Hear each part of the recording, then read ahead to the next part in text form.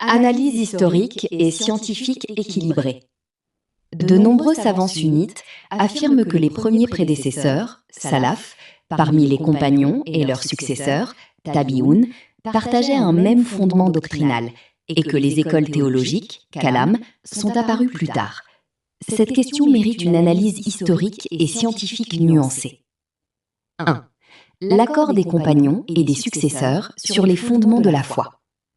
Il n'y a pas de désaccord parmi les savants musulmans sur le fait que les compagnons, qu'Allah les agrée, étaient unanimes sur les grands principes de la religion.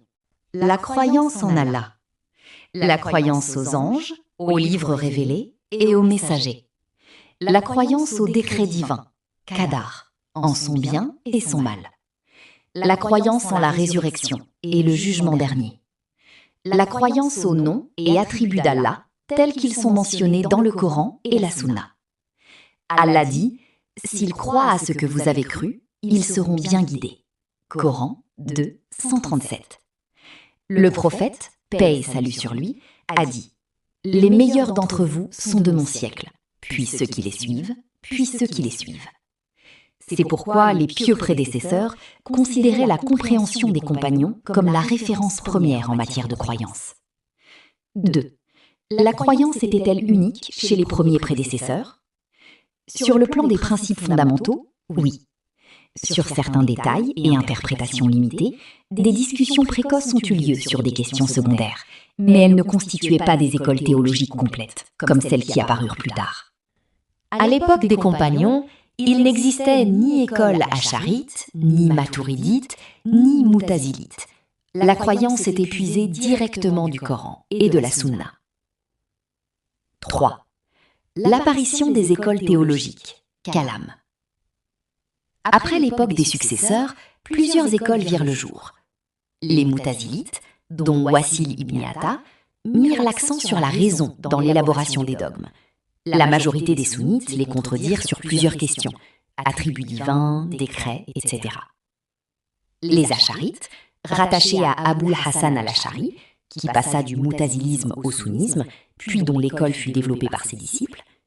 Les maturidites, rattachés à Abou Mansour al-Maturidi, proches des acharites sur de nombreuses questions. 4. Position des 4 grands imams, fondateurs des écoles juridiques.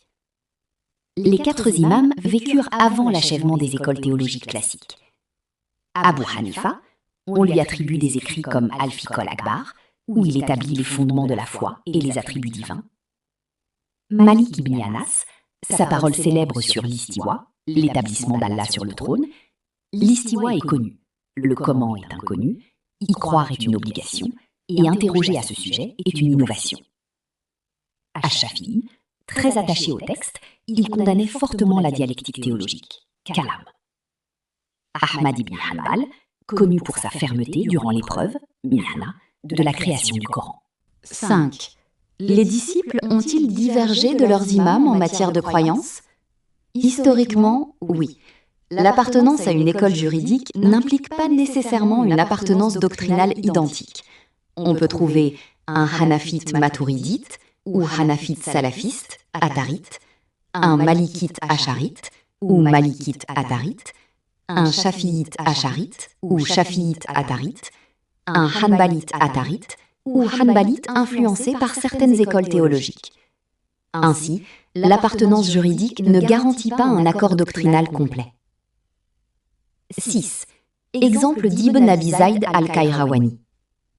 Ibn Abi Zayd al-Qayrawani, surnommé le Petit Malik, est l'auteur de la Risala, qu'il ouvrit par un exposé doctrinal incluant la croyance en Allah, la croyance aux attributs divins, la croyance aux décrets, la croyance en la résurrection. C'est pourquoi de nombreux savants salafistes le citent comme preuve de la continuité de la doctrine atharite au sein de l'école malikite. 7. Les Asharites font-ils partie des al-Sunnah? C'est l'une des questions les plus disputées entre savants. L'avis prédominant chez la majorité des savants d'Al-Azhar, de l'université Al-Qarawiyyin, de la Zaytouna, et de nombreux savants des 4 écoles juridiques est que les Asharites et les Maturidites font partie des al-Sunnah ou al-Jama'a, malgré leurs divergences avec l'école atharite sur certaines questions. attribut divin, la parole d'Allah, etc. Certains savants de l'école salafiste considèrent que la méthode des pieux prédécesseurs, salaf, est la plus complète et la plus proche de la compréhension des compagnons, et ils critiquent l'interprétation, tawil, des Acharites. La question reste donc un débat ancien au sein de la tradition sunnite elle-même. Conclusion. On peut résumer la question ainsi. 1. Les compagnons et les successeurs étaient unanimes sur les fondements majeurs de la foi. 2. Les 4 grands imams ont vécu avant l'achèvement des écoles théologiques postérieures. 3. Les écoles juridiques ne correspondent pas nécessairement à des écoles doctrinales identiques. 4. Certains disciples des imams adoptèrent plus tard des approches acharites, maturidites ou atharites. 5. Ibn Abi Zayd al-Khayrawani est un exemple de juriste malikite combinant l'école juridique malikite et la doctrine atharite. 6. La divergence entre les écoles sunnites persiste sur certains détails doctrinaux, malgré l'accord sur les principes fondamentaux de l'islam et de la foi.